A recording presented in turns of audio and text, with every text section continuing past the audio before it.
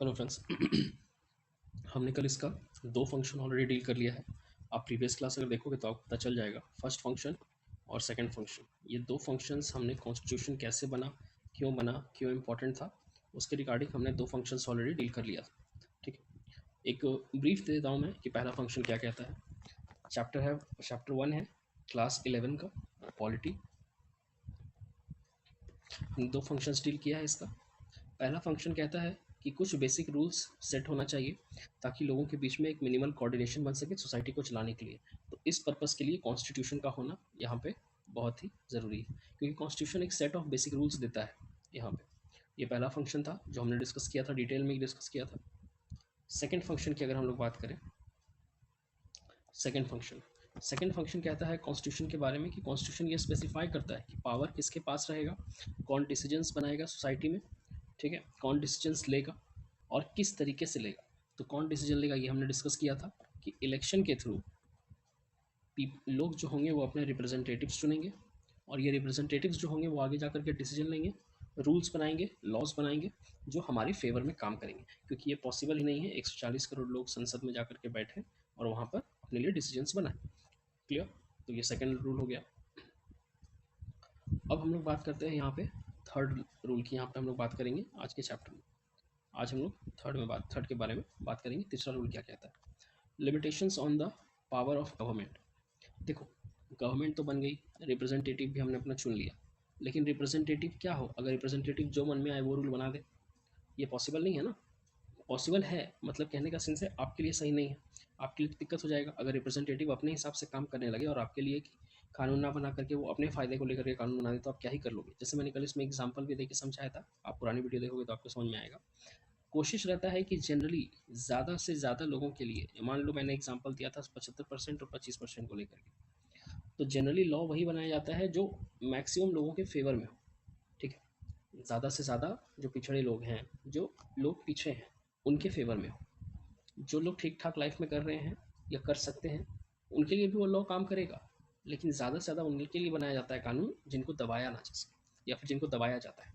ठीक है, जिनको ऑप्रेस किया जाता है, वो किसी भी सेंस में हो सकता है, वो रिलीजन के सेंस में, कास्ट के सेंस में, एजुकेशन के सेंस में, जॉब के सेंस में, ठीक है, वो सोशल सिक्योरिटी के सेंस में हो सकता है। तो वहीं पे तो कुछ कॉन्स्टिट्यूशन एक लिमिटेशन लगाने का काम करती है सरकार के पावर्स के ऊपर। किसके थ्रू करती है? फंडामेंटल राइट्स के थ्रू और डीपीएसपी के थ्रू, इन दोनों के थ्रू। ये दोनों के थ्रू करती है। ये दोनों से पता चलता है कि सरकार को वही काम करना है जो पब्लिक वेलफेयर के लिए हो। किसके लिए हो? पब्लिक वेलफेयर के लिए। क्लियर है?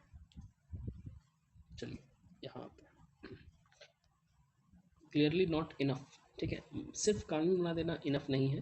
ठीक है, अगर suppose you decided who had the authority to make decisions, आपने डिसाइड करा, आपने अपना रिप्रेजेंटेटिव चुना, चलो यहाँ तक सही है।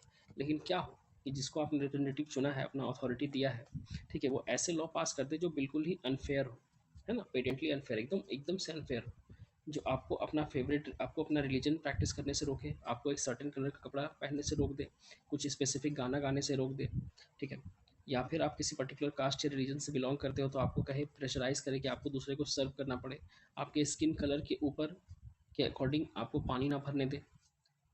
Clear? And even though they were passed by the government and they had to come into existence. अब ये सब काम वो करे अगर सरकार, तो ये तो मानना पड़ेगा ना आपको, क्योंकि वो रिप्रेजेंटेटिव किसने चुना था? आप ही ने चुना था। और ऐसा हो चुका है पास्ट में। बोलोगे कब हुआ? तो स्किन कलर की अगर बात करें तो ये आपका अफ्रीका में हो चुका है, साउथ अफ्रीका, है ना। साउथ अफ्रीका में ये हुआ था, स्किन कलर के बेसिस पे वाइट रोड और ब्लैक रोड्स हुआ करते थे।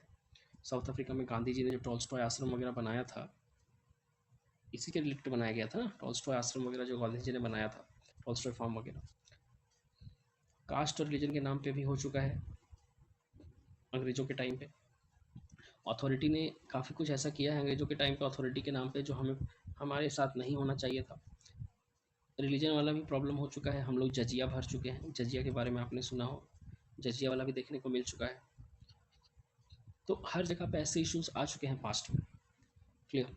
तो there would be something obviously unjust that government enact this laws. तो डेफिनेटली यहाँ पे अनजस्ट हो जाएगा, लोगों के साथ ये जस्टिस नहीं होगा, अन्याय हो जाएगा अगर सरकार ऐसे कानून पास कर दे तो इसीलिए यहाँ पे एक चेक लगाने का काम करता है कॉन्स्टिट्यूशन, एक बैरियर क्रिएट करता है कॉन्स्टिट्यूशन। तो जो तीसरा फंक्शन है हमारे संविधान का, ठीक है, वो लिमिट करता है सरकार को, एक सरकार पे कुछ इम्पोजिशंस लगाता है ताकि वो सिटीजन्स के साथ कुछ गलत ना कर सके। This limits are fundamental in the sense that government may never trespass them. ये फंडामेंटल होता है, ये हमेशा से लागू रहता है, ताकि सरकार उसको पास करके अपने पावर का मिसयूज ना करे, डिस्पोटिक रूल ना चलाए। वही यहाँ पे लिखा हुआ है, constitution limit the power of government in many ways. The most common way of limiting the power of government is to specify certain fundamental rights जो सिटीजन्स के पास होते हैं। All of us possess as citizens. आप पढ़ोगे part 3 में article number 13 से लेकर के आपका 35 नंबर तक फंडामेंटल राइट्स गिवन है। हम लोग इसको आने वाले चैप्टर्स में डिस्कस करेंगे प्रॉपर्ली। ऐसे इसके ऊपर कुछ वीडियोस मैंने बना रखे हैं, आप चाहो तो देख सकते हो। फंडामेंटल राइट्स इसलिए हमें दिए गए हैं ताकि सरकार इनका मिसयूज, अपने पावर का मिसयूज ना कर सके और इस पर चेक लगाया जा सके। इस पर चेक लगाने का काम कौन करता है? जुडिशियल रिव्यू की मदद से जुडिशियरी करती है। अगर कोई अनजस्ट लॉ पास हो जाए तो जुडिशियरी उसको नल एंड वॉइड कर सकती है। ये सब चीज़ें हम लोग आगे डिस्कस करेंगे, अभी मैंने बस एक छोटा सा ब्रीफिंग दे दी। Which no government can ever be allowed to violate. Government इस फंडामेंटल राइट्स को वायलेट नहीं कर सकती। The exact content and interpretation of this rights vary from constitution to constitution. ये संविधान के अकॉर्डिंग वैरी करता है, हर जगह का संविधान अलग है, हर जगह का संविधान कुछ अलग बातें बताता है। Citizens will be protected from being arrested arbitrarily and for no reason. Citizens को बचाया जाता है कि उनको बेवजह अरेस्ट ना किया जा सके। आपने सुना होगा रॉलेट एक्ट के बारे में, हिस्ट्री में आपने पढ़ा होगा। रॉलेट एक्ट 1919 में पारित हुआ था। इसके खिलाफ गांधी जी ने सत्याग्रह भी किया था, जिसको हम लोग रॉलेट सत्याग्रह कहते हैं। पैन बेसिस अगर पूछा जाए कि गांधी जी ने कौन सा सत्याग्रह किया था पैन इंडिया बेसिस पे, तो जनरली हम लोग एनसीपी को मानते हैं, नॉन कॉपरेशन मूवमेंट को, एनसीएम को। ठीक है, लेकिन उससे पहले भी गांधी जी ने पैन इंडिया मूवमेंट अगर पूछेंगे, पैन इंडिया कह रहा हूँ मैं, अगेन मैं पैन इंडिया की बात कर रहा हूँ, मतलब कि जो पूरे भारत में चलाया गया था। अहमदाबाद में स्ट्राइक हो, चंपारण सत्याग्रह हो, खेड़ा आंदोलन हो, ये सब पैन इंडिया नहीं था, रीजनल था। ठीक है, मैं पैन इंडिया की बात कर रहा हूँ। पैन इंडिया में आपका रॉलेट सत्याग्रह ही था। ठीक है, जो एनार्कियल एक्ट के नाम से जाना जाता है। क्लियर, इसको लाया गया था ताकि जिसको मन करेगा उसको पकड़ के अरेस्ट कर लिया जा सके, बस शक के बिना पर। ठीक है, ब्लैक एक्ट भी इसको कहा गया था। क्लियर, ब्लैक एक्ट की भी संज्ञा इसको दी गई थी, काला कानून। तो किसी को भी पकड़ के जेल में नहीं डाल सकते हैं। But most constitutions will protect a basic cluster of rights. Citizen will be protected from being arrested arbitrarily and for no reason. ये हम डिस्कस कर चुके हैं, अभी जस्ट किया। This is one basic limitation upon the power of government. Citizens will normally have the right to some basic liberties, to freedom of speech, freedom of conscience, freedom of association, freedom of to conduct trade or business. मतलब कि citizens को certain freedom दिया गया है, certain rights दिया गया है, ताकि वो अपना जीवन जी सके सही से। बोलने का अधिकार, पूजा पाठ करने का अधिकार, इकट्ठा होने का अधिकार, बिजनेस करने का अधिकार, मतलब डेली लाइफ की चीज़ों को दिया गया है। वो डेली लाइफ की चीज़ों की सरकार रोक टोक नहीं कर सकती। Most of the probably most चीज़ें आपको जो दिखेंगी वो यहाँ पे आर्टिकल 19, आर्टिकल 20 और 21 के बारे में लिखा हुआ है। ठीक है, यहाँ पे वही चीज़ें लिखी हुई है, इन्हीं तीन रिलेटेड आर्टिकल से यहाँ पे बात हो रहा है। In practice, these rights can be limited during time of national emergency and the constitution specifies the circumstances under which these rights may be withdrawn. कुछ सर्टेन केसेस में ही इन राइट्स को वापस लिया जा सकता है आपसे, mainly in case of national emergency. अगर मुद्दा नेशनल इमरजेंसी का हुआ तो ही इन राइट्स को आपसे वापस छीना जा सकता है, अदरवाइज इन राइट्स को आपसे वापस कोई भी नहीं ले सकता। ठीक है, नेशनल इमरजेंसी के केसेस में ही सस्पेंड किया जा सकता है इन राइट्स को, या विड्रॉ किया जा सकता है, अदरवाइज ये राइट्स फंडामेंटल है, हमेशा लागू होती है। Aspirations and goals of society. Society का गोल क्या होता है? जितना भी पुराना constitution limited themselves largely to allocating decision making power and setting some limits to government power. Society का गोल या एस्पिरेशन क्या है संविधान को लेकर के, उस या फिर संविधान क्या इसमें अपनी भूमिका निभाता है, उसकी अगर बात करें। ठीक है, तो 20वीं सेंचुरी का जितना जो भी संविधान बनाया गया था वो जनरली, या फिर उससे पहले का, तो वो गवर्नमेंट के पावर पे एक लिमिट या फिर एक चेक लगाने का काम करता है। ठीक है, क्लियर है। फाइनेस्ट एग्जांपल है इंडियन कॉन्स्टिट्यूशन, इसका सबसे अच्छा एग्जांपल है, क्योंकि इंडियन कॉन्स्टिट्यूशन एफआर की मदद से और कुछ हद तक डीपीएसपी की मदद से भी, मेनली एफआर की मदद से, इसमें एक चेक और बैलेंस लगाने का काम करता है, एक चेक या एक रोक लगाने का काम करता है। The Indian constitution was particularly innovative in this respect. Societies with deep entrenched inequality of various kinds will not only have to set limits in power of the government, they will also have to enable and empower the government to take positive measures to overcome forms of inequality or deprivation. हमारा संविधान सिर्फ रोक टोक का काम नहीं करता, सरकार को ये भी बताता है कि आपको करना क्या है। समझ में आया? कहने का सेंस है फंडामेंटल राइट्स जो है ये गलत कानून आने से रोकता है। वहीं अगर हम लोग डीपीएसपी की बात करें तो डीपीएसपी सरकार को ये बताता है कि आपको किस तरह का कानून बनाना है। जो कि वेलफेयर से रिलेटेड हो पब्लिक का। तो दोनों काम करता है हमारा संविधान, पॉजिटिव भी है और कुछ हद तक नेगेटिव भी है। कुछ चीज़ों में ये रोकता भी है, स्टॉप करता है कुछ चीज़ों को करने के लिए, तो कुछ चीज़ों को करने के लिए मोटिवेट भी करता है कि हमें ये चीज़ें करनी चाहिए पब्लिक वेलफेयर के लिए। ठीक है, वही चीज़ यहाँ पे लिखा हुआ है, India aspires to be society that is free of caste discrimination. जैसे इंडिया एक ऐसा सोसाइटी बनने की हमेशा कोशिश करता रहा है जो हमेशा कास्ट डिस्क्रिमिनेशन से क्या हो, फ्री हो। If this is our society's aspiration, अगर ये हमारी सोसाइटी का एस्पिरेशन है तो गवर्नमेंट को कुछ ऐसे स्टेप्स लेने पड़ेंगे, कुछ ऐसे इंपावर्ड स्टेप्स लेने पड़ेंगे ताकि इस गोल को अचीव किया जा सके। जैसे साउथ अफ्रीका की अगर हम लोग बात करें तो उसका डीप हिस्ट्री रहा है रेशियल डिस्क्रिमिनेशन का, ब्लैक्स और वाइट्स का उसका हिस्ट्री बहुत लंबा रहा है। उसका नया कॉन्स्टिट्यूशन ये इनेबल करता है गवर्नमेंट को कि वो रेशियल डिस्क्रिमिनेशन को क्या करे, खत्म करे। मोर पॉजिटिवली, अ कॉन्स्टिट्यूशन में इंश्राइन the aspirations of the society of a society. Constitution जो होता है वो सोसाइटी के एस्पिरेशंस को, सोसाइटी की चाहतों को, सोसाइटी क्या चाहती है, क्या डिमांड रखती है, उसको मेनली सामने लेके आने का भी काम करता है। ठीक है, क्लियर है। For example, thought that each individual in society should have all that is necessary for them to lead a life of minimal dignity and social self-respect. हर व्यक्ति का कुछ बेसिक रिक्वायरमेंट होता है और उसमें भी सबसे इम्पोर्टेंट होता है कि कम से कम थोड़ा इज्जत तो मिले, थोड़ा सेल्फ रिस्पेक्ट तो बना रहे। तो मिनिमम इतना तो चाहिए लोगों को। ठीक है, थोड़ा इज्जत, थोड़ा सेल्फ रिस्पेक्ट हर व्यक्ति को चाहिए होता है, तो ये ज़रूरी है। Minimum material wellbeing, education, basic education हो गया ताकि लोग थोड़ा बहुत पढ़ लिख सकें। थोड़ा बहुत रहने खाने का चीज़, अगर साधारण भाषा में कहें तो रोटी, कपड़ा, मकान, ये बेसिक रिक्वायरमेंट थी। अभी इसमें एक चीज़ और जुड़ गया है क्या, वो है सुरक्षा, यानी कि आपकी सिक्योरिटी। अभी लोगों को सिक्योरिटी भी चाहिए। ठीक है, तो बेसिक चीज़ें चाहिए। तो इंडियन कॉन्स्टिट्यूशन गवर्नमेंट को सिर्फ रोकता ही नहीं है बल्कि लोगों के वेलफेयर के लिए काम करने के लिए लीगली इन्फोर्स भी करता है, legally enforce भी करता है। As we go on studying the Indian Constitution, we shall find that such enabling provisions have the support of the preamble to our Constitution, and these provisions are found in the section of fundamental rights as well. तो अगर हम लोग detail में पढ़ेंगे तो पता चलेगा इन चीज़ों के बारे में प्रियम्बल में भी डिस्कस करा हुआ है और फंडामेंटल राइट्स के सेक्शन में भी ये मिलता है कि हमें इतना तो बेसिक्स चाहिए। जैसे कि अगर हम बात करें तो राइट टू एजुकेशन हमारा 21A में है ना। राइट टू एजुकेशन वहाँ पे मेंशन है कि बेसिक एजुकेशन चाहिए। 19 आर्टिकल 19 में फ्रीडम ऑफ स्पीच है, फ्रीडम ऑफ एसोसिएशन है, ट्रेडिंग राइट्स है। प्रॉपर्टी वाला भी था, उसको हटा दिया गया है, 300A में कर दिया गया है प्रॉपर्टी वाले को। ठीक है, तो काफ़ी सारे राइट्स हमारे फंडामेंटल राइट्स में गिवन है। द DPSP यानी कि directive principle of state policy, ये भी गवर्नमेंट से ही रिलेटेड है। ये भी गवर्नमेंट के एस्पिरेशंस और लोगों के एस्पिरेशंस को फुलफिल करने में हेल्पफुल करता है। तो यहाँ पे साफ साफ पता चला चौथा फंक्शन क्या है कॉन्स्टिट्यूशन का, to in the fourth function of a constitution is to enable the government to fulfil the aspirations of society and create conditions for a just society. मतलब कि चौथा फंक्शन ये कहता है गवर्नमेंट का, कॉन्स्टिट्यूशन का कि सरकार को, सरकार तीसरा तो रोक लगाने का काम करता है, लेकिन चौथा कहता है कि सरकार को सोसाइटी की ज़रूरतों को पूरा करने में ध्यान देना चाहिए। संविधान ये बताता है कि सरकार को क्या करना है, नहीं करना है, जैसे सोसाइटी की ज़रूरतें जो है वो पूरी हो सके। ठीक है, फंडामेंटल आइडेंटिटी ऑफ पीपल, लोगों की फंडामेंटल आइडेंटिटी क्या है, लोग एक्चुअल में हैं क्या, पता कैसे चलता है, उनका इम्पोर्टेंस क्या है। Finally, and perhaps even the most importantly, a constitution expresses the fundamental identity of the people. लोगों की आइडेंटिटी क्या है, लोग कैसे जाने जाते हैं, लोगों का महत्व क्या है, संविधान ये भी एक तरीके से बताता है। इसका कहने का सेंस है people as a collective entity come into being only through the basic constitution.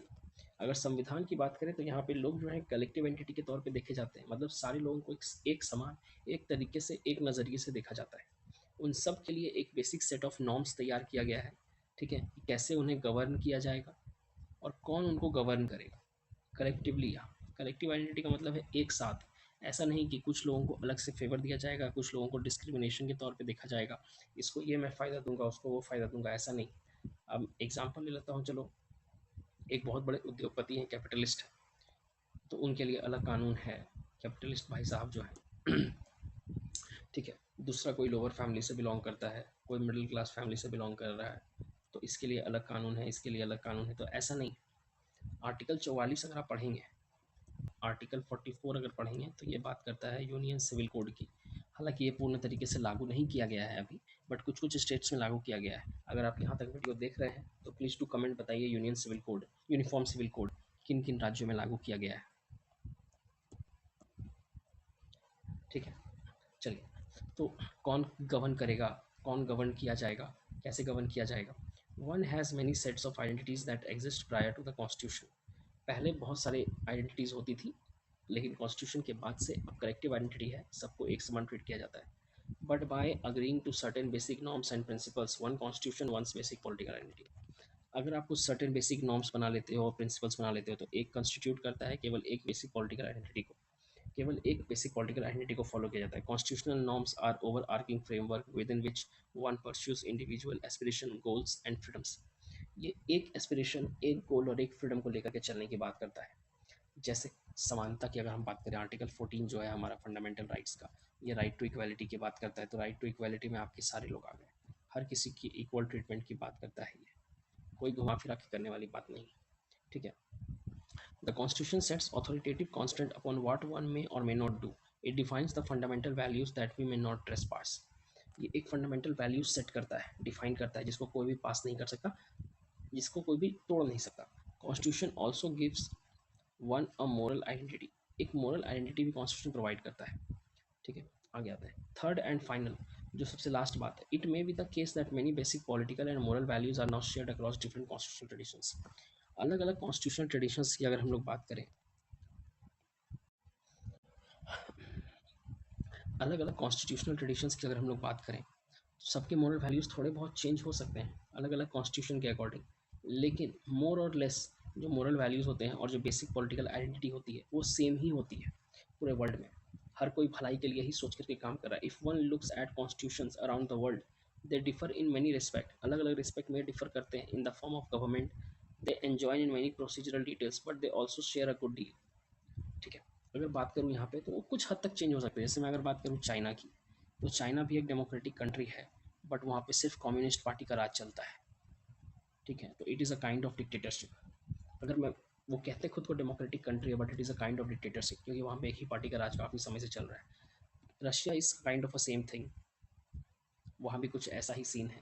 US की अगर बात करें तो यूएस में केवल हार्डली जनरली दो ही पार्टी आती हैं, कभी लेबर पार्टी या दूसरी पार्टी आती है। अगर हम लोग यूके की बात करें तो यूके में मोनार्क आज भी काम करता है, लेकिन वहाँ पे पार्टी रूल काम करता है। मोनार्क नॉमिनल है। ठीक है, उसका कोई काम नहीं होता, वो नाम का मोनार्क है वहाँ पे आज। तो हर जगह का अपना अपना कुछ कुछ चेंजेस हैं कॉन्स्टिट्यूशन में, अलग अलग है, लेकिन कहीं ना कहीं पे वो लोग आकर के एक सेम चीज़ डील करते हैं, and that is I must say welfare of the people. ठीक है, but they also share a good deal. Most modern constitutions create a form of government that is democratic in some respect. Most claim to protect certain basic rights. अभी कहा China वाले democratic नहीं है, but they use to claim themselves as democratic country. ठीक है,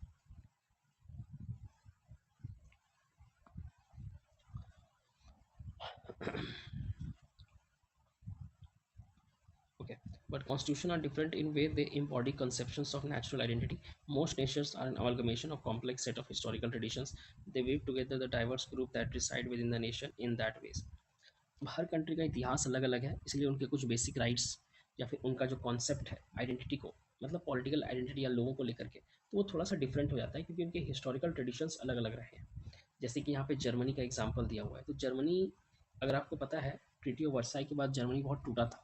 world war 1 के बाद Germany काफ़ी हद तक टूट गया था, जिसमें ट्रीटी ऑफ वर्साई हुई थी, है ना, वर्सल के बाद। ठीक है, तो वहाँ से जर्मनी टूटा, बाद में उसको एकजुट किया गया। क्लियर, तो इसको जोड़ने में हाथ है एथनिकली जर्मन। इनकी आइडेंटिटी यही है, सेंटर में जनरली जो पावर में लोग रहेंगे वो एथनिकली जर्मन होने चाहिए।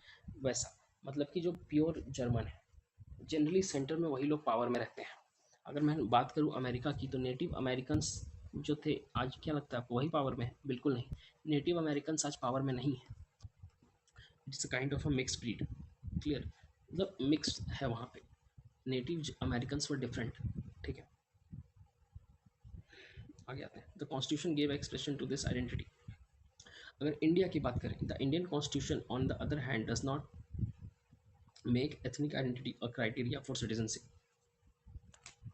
जिस तरह से जर्मनी में एथनिसिटी बहुत बड़ा इंपॉर्टेंट रोल प्ले करता है, इंडिया में वैसा नहीं।